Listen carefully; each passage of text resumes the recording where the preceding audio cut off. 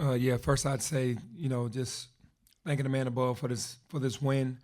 After coming off a very tough loss at Wichita State, to have a full week off to kind of think about what we had to go through in that game and didn't finish well.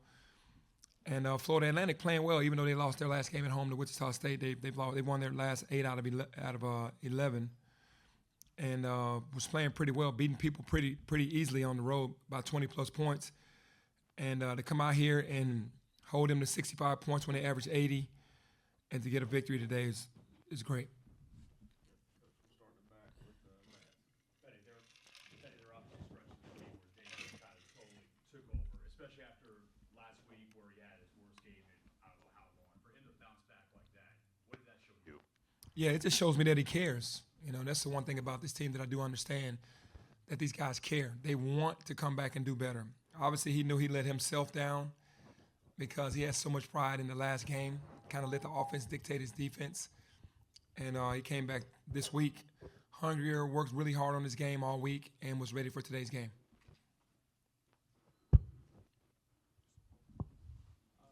Penny, they were controlling the boards for the first 13, 10, 12 minutes, whatever it was. There was one possession where you guys got 3 offensive rebounds, and then I think the next possession you had 2 offensive rebounds. There was a point in the game where you guys started rebounding like crazy. Was that the turning point? I think it was a turning point because I challenged them on, getting more offensive rebounds. We don't offensive rebound enough, and I think we're a better offensive rebounding team than we give ourselves credit for, because we're always talking about boxing out. We're never talking about crashing as much as we need to. And today we made a conscious effort after the first time out, second time out, say, hey, we got to get to the basket, get in front of the basket, and give ourselves some second shot opportunities or second chance opportunities, and we did. And then I was also going to ask about what informed your decision to sort of do a whole line change there early. You took out Tyrese and PJ and Colby and put in everybody, including Tank. What was the Energy. That's my energy group. That's something that I had been thinking about all week, but I did challenge those guys earlier in the week because we had a week off to come in every day, be high level, because you never know when you're going to play. You never know when your moment is going to come. And to have a full week off to get prepared for the game, that's what really made me more comfortable seeing them all week, to put them out there knowing that they could change the tempo of the game. Kind of go off of that, when you're doing a complete line change like that and putting guys like Deke Gates in who haven't played a ton of minutes this season, how do your key guys, starters, respond to that? Are they upset? Are they motivated? What do you see them do? Well, obviously, when they're being taken out of the game, they know why. They were taken out of the game because of lack of energy, which I don't know how we can have that at this time of the year. But they rallied behind the guys when they had the energy that motivated them to want to come back into the game and do the same thing. So, obviously, coming out of the game because of lack of energy is bad. So they were kind of, licking their wounds on the side a little bit, like, okay, we were going to figure it out, but we didn't have time to wait for them to figure it out. We had to have it done right at that point, and we put the guys out there that we knew that would change the tide into our favor, and they did that. What do you think the issue was of them not having figured out, I guess, after a week of rest or whatever the case may be? Man, I really don't know, because we understand the magnitude of every loss, not of every win, of every loss. So you can't come out being flat at home. Hey, Penny, it's been like 6 days since you guys played. Did you have some type of, hesitance that they would come off to a slow start? Because not playing for 6 days and doing that, it's a different type of energy. One, you can get the practice energy, but you can't anticipate a slow start, but did you kind of like sense it coming in? Yeah, well, it's in the history of basketball, it's always been the team that has more time off and plays the next game. It's a little sluggish at the beginning of the game. It just happens because at this point of the year, we're not playing scrimmages at full speed. Like, we're not doing that. We're trying to keep guys healthy because of the penalty. If you lose a game on this level, in this conference, then they penalize you so badly. So we're just kind of trying to keep guys healthy to keep our full team together. So you're not really we're getting work in, but it's not scrimmaging. And then you get a full week off. There's going to be some rust, and there was some rust today. Penny over here. Obviously, the main catalyst for this game becoming what it was, was Dain and PJ. But it really started to get bad once Colby turned it up in the second half of the shooting there. We've seen him be kind of on and off throughout conference play, but thinking back to what he did in non-conference and what he in the performances that he was able to put up, like the one he did today. How much can he specifically be like a game changer for this offense and really take it to the next level? Yeah, it's unfair to say this, but it's true. When he's on, we're tough. I mean, we're extremely tough. When he gets on and he starts to see the basket the way he sees it, and he starts, shooting the ball the way he can shoot it, it makes us a really dynamic team, and it puts the other team in a position that you don't have three great defensive guards. So you got to guard Tyrese, PJ, and Colby. If Kobe's off, then maybe they can put a guy on him, that's not as good defensively, and then try to stop Tyrese and PJ. But when all three of those guys are on, especially Kobe, he's like the key to me with our team. Is this why you're maybe willing to be a bit more patient with a guy like him? Even through the struggles that he has sometimes. There have been a lot of clamors for maybe PJ Carter starting or whatever. Mhm.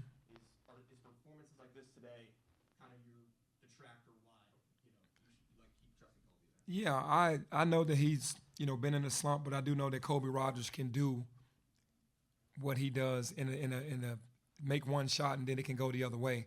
So my belief in him keeps him in there, and that's no disrespect to PJ Carter because PJ is okay whether he starts or not. He's kind of like Musa. If he starts, he's good. If he doesn't, he's good. Kobe needs to get that confidence. He needs to know that you're behind him, and then a confident Colby Rodgers is a dangerous Colby Rodgers. So I know that. That's why I keep confidence in him. Coach, great win today. Thank you. Yes, sir. Let's talk about Mr. DeMarion Yates. He's had some progression lately. What's it been like to watch him through his journey? And then today he comes in, scores 2 points, and then has a no-look pass to PJ Harris. Yeah, it's a weird dynamic for DeMarion because every team he's been on, he's been the man. And then to bring him here and ask him to be a role player and just be an energy player, he's done everything we've asked of him. It's just been hard to get him on the floor.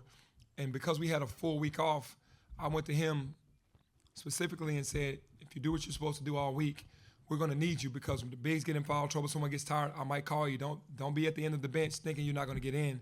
And when I called his number, he was ready. And he went in and he did what he had to do. He was ready for his moment, and he affected the game in a positive way.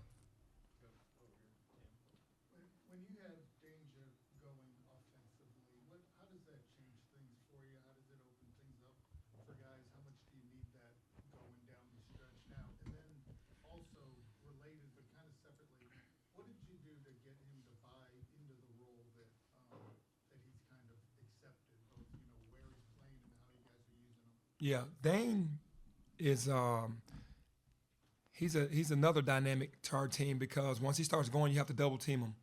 Now you're double teaming him, and you got PJ Carter and Colby Rodgers and Tyrese Hunter and those guys out there on the perimeter. Then we're just teeing up threes. We love that advantage, and kudos to him for buying into the role that we have for him. He came from Illinois. He didn't know what to expect. He knew Musa was coming. He didn't know how much time he was going to get. He was kind of worried, and, for God to be able to work all of that out for us and him, he just really has said, I just want to win, but we're not dumb enough to know that we're not going to need him to score. We need him to score, so we make him comfortable and put everything to rest about, hey, you're going to get the ball. We just need you to rebound. We need you to protect the rim. We need you to stay alert on the pick and rolls, and then offensively, we need you to set great screens and roll properly. All of the things that you need to do, don't worry about getting the ball. But, yeah, when he's going, they have to double team. And then if he's passing the ball out of double team to those shooters, that makes us a really good team. The last game against Wichita State, the team showed defensively, getting hustle plays, rebounds. They gave us some second chance points. Mhm. This time around, the team improved defensively. What did you say to the team after the Wichita State game or end of the day to help them motivate them get better defensively? Yeah, I think in the Wichita State game, I just looked at it like everybody had a bad game defensively because none of our guards could keep their guards in front of them. We didn't play the pick and roll the way that we said we were going to play it. Even in every 4-minute timeout, we were talking about adjusting and doing it properly. And we just failed. I failed as a coach. We failed as a staff. And the players, we didn't take care of business. All we have to do is get the ball in bounds with 19 seconds to go, and then we look at that as a great win when we didn't play well. Well, it hurt us. We lost the game because we didn't play defense well. We came into today with having a week off saying we're going to change those things, and we did. So I'm proud of the guys for changing what they did in a positive way.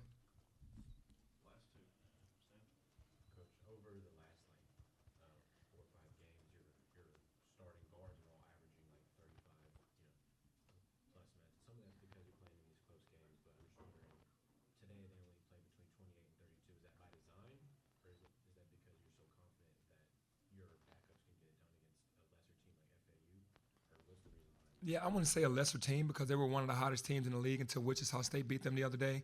I think the week of preparation allowed all of us to understand how we would rotate. And I say this all the time. These minutes are the minutes that all of those guys should be playing, regardless. There shouldn't be any 38s, 39s, it means that we're not doing what we're supposed to do. And the bench, I have to have confidence that Baraka and Dante, PJ Carter, and Musa can come into the game and affect the game. And today it was Demarion. He came in with those guys. And I would rather have these minutes. But, yeah, the times that we played the guys more minutes is they had it going and we just couldn't get any stops. But we might have had it going offensively, and I didn't want to break their rhythm, and we ended up getting those wins. So congrats on the dominant win today. Thank you. My question to you is, how does this team been so resilient, not just from last week to this week, but throughout the whole season? Yeah, I think the resiliency comes from wanting it. They want to be champions. And I've questioned guys that have lost because there are a lot of guys on our team that would have 15, 16, 17 losses right now. But I can say in amazement that they've come together and bonded together to say, hey, we want to be champions. And they've set out on that mission, and they're not letting anything distract them. Now, we've had a couple bad games in conference with physicality, taking over and us not being able to overcome that. But for the most part, to be 12-2, these guys are just locked in and just together, I should say. That's why we're so resilient. They're so resilient.